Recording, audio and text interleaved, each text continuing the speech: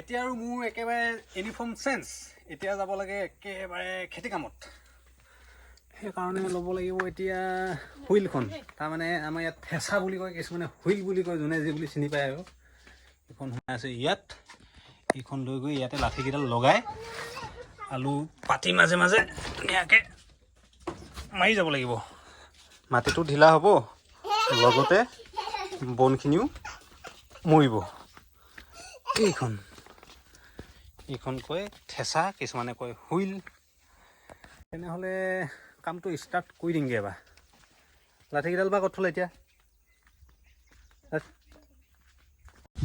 লাঠি দুডাল লাগে, তাৰমানে তাত যে হেণ্ডেল বা থ'লে। এতিয়া দেউতাই আকৌ ফোনাব লাগিব। এতিয়া ফোন মাৰি সুধিছা? হৈ ফোন মাৰি সুধিছা? চাবি ভৰিত পৰিব, আঙুলি ছিঙি লৈ যাব, গম পাবি। এইখিনি দেখিছ নাই কিমান ধাৰ হৈ আছে? চুক্কা চুক্কা ধাৰ হৈ আছে ইয়াত, দেখিছা?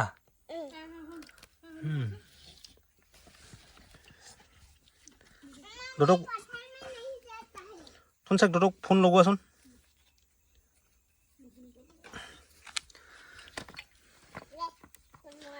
হয়তো খেতি কৰা প্ৰায়বিলাকে দেখিছে এই বস্তুটো।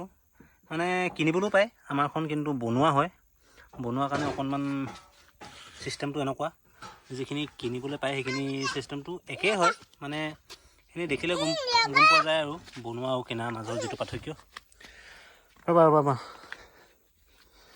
ফোনটো তেনে মাৰি সুধি চাই লওঁ। এতিয়া হাঠিয়াৰ লৈ আহি গ'লোঁ বাৰীলৈ। এইফালে এয়া সৰিয়হ পেলাই থৈছে, সেইকাৰণে কাষে কাষে যাব লাগিব।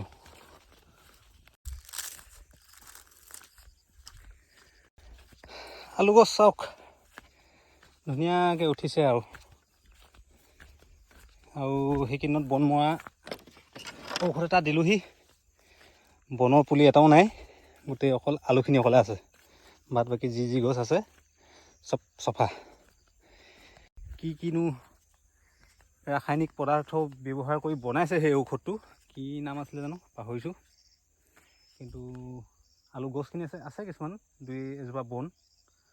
কিন্তু মানে একেবাৰে আলুখিনিৰ বাহিৰে আৰু বেলেগ বন সেইখিনিতে বহুত ডাঠ হৈ আছিলে। সেইখিনিত অলপ আগত সেইখিনিও চফা হৈ গ'ল।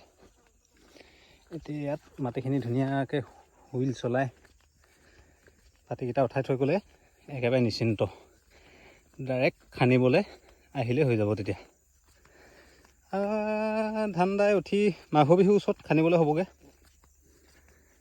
নতুনকৈ আলু আৰু আগতীয়াকৈ লগোৱা হ'লে কি, ধান প্ৰথম দোৱা কেইদিনৰে পৰা ধুনীয়া খান্দিবলৈ হ'লে খাই থাকিব পালোঁগৈ হ'লে ঘৰতে। এতিয়া আগতীয়াকৈ ৰোৱা নহ'ল মানে ৰুম বুলিতো কঠীয়া লোৱা হৈছিলে। তাৰপিছত বৰষুণতে ৰুবহি নাপালোঁ, ৰখি গ'ল, দেৰি হৈ গ'ল। কিন্তু কিছুমানে সেই বৰষুণত ৰোৱাও কিছুমান সেইফালে আছে দুই এঘৰ, সিহঁতৰখিনি ধুনীয়াকৈ এতিয়া নতুন যেতিয়া আঘোণ মাহ সোমাব, আঘোণৰ প্ৰথমৰ সপ্তাহটোতে সিহঁতে খান্দিবই আৰু নতুন আলু বিকিবই। আমাৰতো অলপ শেহতীয়া হ'ব। তেনে এতিয়া মোৰ হুইলটো ষ্টাৰ্ট কৰি দিম। এই হুইল মৰা কামটো আগবেলা সময়খিনিতে মাৰিলে মানে বেছি ভাল হয়। কাৰণ কেলৈ দিনটো ৰ'দ পাই থাকিব। দুই এজোপা যদিও বন আছে সেইখিনি হুইলে কাটি দিয়াৰ পাছত ধুনীয়াকৈ শুকাই যাব। এতিয়া হ'লে হয় কি, এতিয়া হৈছে আবেলি সময়ত মাৰিলে মানে এতিয়া গধূলি হৈ আহিব ধুনীয়াকৈ। আকৌ মানে 12 ঘণ্টামান ঠাণ্ডাত থাকিব পাব যে, আকৌ গছজোপা জুই লোৱাৰ সম্ভাৱনা এটা থাকে। সেইকাৰণে পৰাপক্ষত আগবেলা মাৰিব পাৰিলে বেছি ভাল। সেইটো উপায়টো নাই, পাছবেলা হ'লেও মাৰি দিছোঁ কিমানখিনিলৈকে পাৰোঁ। তথাপিও 1 2 3 4 5 পাতিমান মৰা হ'ল। কিমান 2-3 মিনিটকৈ লাগিছে এক পাতি। দেখিছাচোন যে কি ধুনীয়াকৈ গৈ আছে গাড়ীখন। কৰিবা নেকি তুমি? আলু গছ নগছকিবা দেই। হয় নেকি?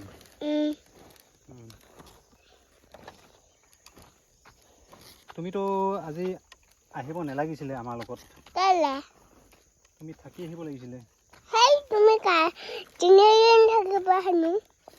3 দিন থাকোঁ বা 4 দিন থাকোঁ। কপালৰ ঘাম মাটিত পূৰা পৰিছে কোৱা নিচিনা।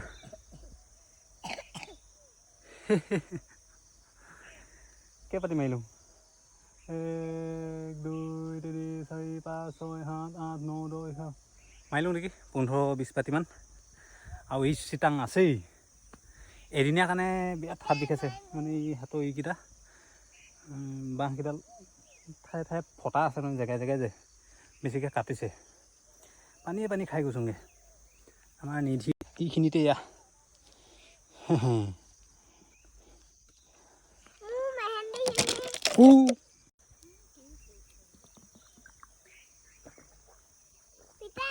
নদী পানী না ঘৰ পানা অলপ অলপ সেইকাৰণে উঠাইছে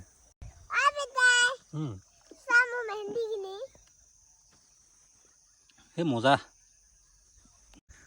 আৰু আজি ভিডিঅ'টো ইমানতে সামৰিছোঁ আৰু অকণমান কৰি মেলি যামগৈ এদিনীয়া হৈছে যে সেইকাৰণে বৰ বেছি ভাগৰ অনুভৱ হৈছে তাৰপিছত লাহে লাহে আজি দিনটোৰ পৰা আমাৰ সূৰ্য দেৱতাও মেলানি মেলিছে এটা দিন বৰবাদ হ'ল ক'ব লাগিব জীৱনৰ পৰা তাৰপিছত আৰু লগ পাম ধুনীয়াকৈ বেলেগ ভিডিঅ'ত কাইলৈ ধুনীয়াকৈ আকৌ যিখিনি ভিডিঅ' বনিব